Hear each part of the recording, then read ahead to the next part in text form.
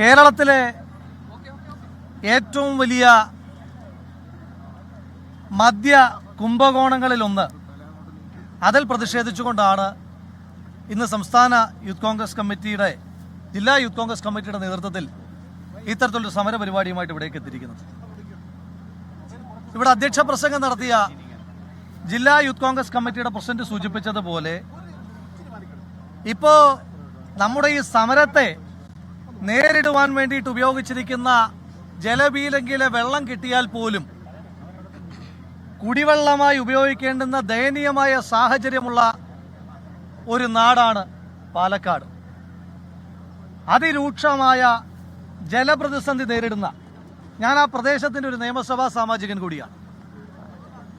ജനങ്ങൾ പൊന്നിൻ വില കൊടുത്ത് കുടിവെള്ളം വാങ്ങുന്ന ഒരു നാട്ടിൽ പ്രതിദിനം കോടാനുകോടി ലിറ്റർ ജലം ഊറ്റിയെടുത്ത് അത് മദ്യമാക്കി മാറ്റുവാൻ വേണ്ടിയിട്ട് ഒരു കമ്പനിക്ക്, ഒയാസിസ് എന്ന ഈ രാജ്യത്തെ പല സർക്കാരുകളും കരിമ്പട്ടികയിൽപ്പെടുത്തിയിരിക്കുന്ന ഒരു കമ്പനിക്ക് വേണ്ടിയിട്ട് സംസ്ഥാന സർക്കാർ മദ്യനയത്തിൽ മാറ്റം വരുത്തിയിരിക്കുകയാണ്.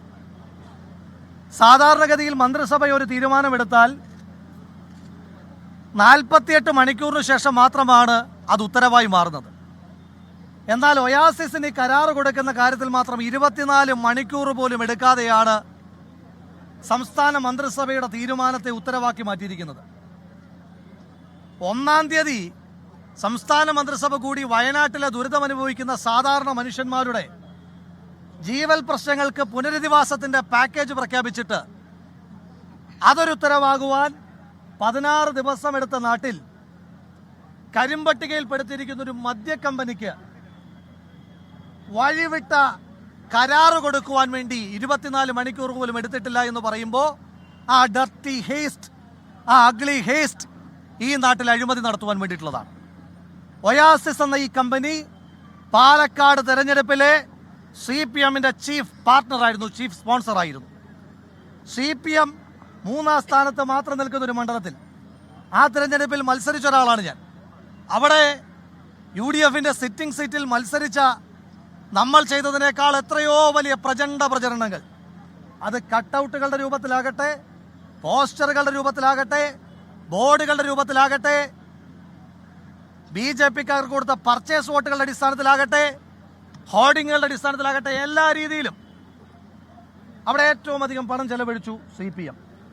ഈ പണം ബഹുമാന്യനായ കേരളത്തിന്റെ എക്സൈസ് വകുപ്പ് മന്ത്രി നേതൃത്വം കൊടുത്തൊരു തെരഞ്ഞെടുപ്പിൽ 3-ാം സ്ഥാനത്താകുമെന്ന് ഉറപ്പുള്ള ഒരു തെരഞ്ഞെടുപ്പിൽ, ആ തിരഞ്ഞെടുപ്പിൽ പോലും ഇത്രയും ലാവിഷായി പണം ചിലവഴിച്ചത് ഒയാസിസിന്റെ പണം കൊണ്ടാണ്. അവിടുത്തെ ഇടതുപക്ഷത്തിന്റെയും ഒയാസിസിന്റെയും സ്ഥാനാർത്ഥിയാണ് നമുക്ക് പരാജയപ്പെടുത്തേണ്ടി വന്നത്.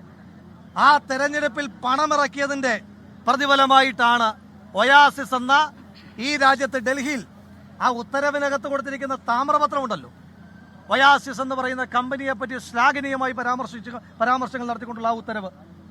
ആ ഉത്തരവിൽ പറയുന്ന ഏറ്റവും ബൃഹത്തായ കമ്പനിയുടെ പ്രത്യേകത എന്താ?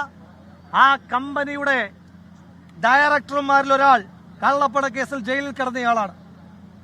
ഈ കമ്പനിയാണ് ഡൽഹിയിലെ മദ്യനയ അഴിമതിയിൽ 100 കോടി രൂപയുടെ അഴിമതി ആരോപണം നേരിടുന്ന കമ്പനിയാണ്. പഞ്ചാബിലെ ഫിറോസ്പൂരിൽ ജലചൂഷണത്തെ തുടർന്ന് പഞ്ചാബ് സർക്കാർ നിരോധിച്ച കമ്പനിയാണ് ഇടതുപക്ഷ സർക്കാർ ചുവന്ന പരവതാനി വിരിച്ച് കേരളത്തിലേക്ക് ആനയിച്ചിരിക്കുന്നത്. നാട്ടിലെ സകല തട്ടിപ്പുകാരുടെയും കാവലാളായി കേരളത്തിന്റെ മുഖ്യമന്ത്രി ശ്രീ പിണറായി വിജയൻ മാറുമ്പോൾ ആ തട്ടിപ്പ് കമ്പനികൾക്ക് പിണറായി വിജയനെ മുട്ടിച്ചു കൊടുക്കുന്ന ഏജന്റിന്റെ പണിയാണ് ശ്രീ MB രാജേഷ് എന്ന കേരളത്തിന്റെ എക്സൈസ് വകുപ്പ് മന്ത്രിക്കുള്ളത്. നാളുകളിൽ പാർട്ടിയിൽ ഉന്നതമായ സ്ഥാനം കിട്ടുവാൻ വേണ്ടി ഇങ്ങനെ ഈ നാടിനെ കുരുതി കൊടുക്കുന്ന, ഈ നാടിനെ തൂക്കി വിൽക്കുന്ന ശ്രീ MB രാജേഷിനെതിരായിട്ട് അതിശക്തമായ പ്രതിഷേധങ്ങളുമായി നമ്മൾ മുന്നോട്ട് പോകും. ഒരു കാര്യം തീർത്ത് പറയാം, ഏതെല്ലാം കരാറിന്റെ അകമ്പടിയോടുകൂടി പാലക്കാട്ടെ ഒയാസിസിന്റെ കമ്പനി തുടങ്ങാൻ വന്നാൽ ആ കമ്പനിക്ക് പ്രവർത്തിക്കുവാൻ പാലക്കാടിന്റെ മണ്ണിൽ ഒരു കാരണവശാലും അനുവാദം കൊടുക്കുവാൻ യൂത്ത് കോൺഗ്രസ് തയ്യാറല്ല. ഒരു കാരണവശാലും ആ കമ്പനി അവിടെ പ്രവർത്തിപ്പിക്കുകയില്ല എന്ന് മാത്രം സൂചിപ്പിക്കുവാൻ ആഗ്രഹിക്കുക. MB രാജേഷ് വാങ്ങിയ പണം തിരികെ കൊടുക്കുന്നതായിരിക്കും കുറെ കൂടി നല്ലത്. കുറച്ചൊക്കെ ചിലവായിട്ടുണ്ടാകാം, അത് നിങ്ങൾ തമ്മിൽ തീർത്താൽ മതി. ബാക്കി പണം ആ കമ്പനിക്ക് തിരികെ കൊടുത്തിട്ട് ഏറ്റവും മാന്യമായി കേരളത്തോട് മാപ്പ് പറഞ്ഞ ഈ അഴിമതിക്ക് എതിരായി പ്രോസിക്യൂഷന് വിധേയനായി അദ്ദേഹം മാറി നിൽക്കുന്നില്ലാത്ത പക്ഷം അതിശക്തമായ സമരപരിപാടികളുമായി യൂത്ത് കോൺഗ്രസ് മുന്നോട്ട് പോകും. ഇന്നലെ ആ പ്രദേശത്ത് ജില്ലാ യൂത്ത് കോൺഗ്രസ് കമ്മിറ്റിയുടെ മാർച്ച് ഉണ്ടായിരുന്നു. ഇന്ന് ജില്ലാ യൂത്ത് കോൺഗ്രസ് കമ്മിറ്റിയുടെ മാർച്ച് നിയമസഭയിലേക്ക് നടക്കുകയാണ്. അടുത്ത ദിവസം കേരള നിയമസഭയ്ക്കകത്ത് ഈ വിഷയം ഉന്നയിക്കുന്നുണ്ട്. അതിനുശേഷം കേരള നിയമസഭയിലേക്ക് സംസ്ഥാന യൂത്ത് കോൺഗ്രസ് കമ്മിറ്റിയുടെ മാർച്ചുകളുണ്ട്.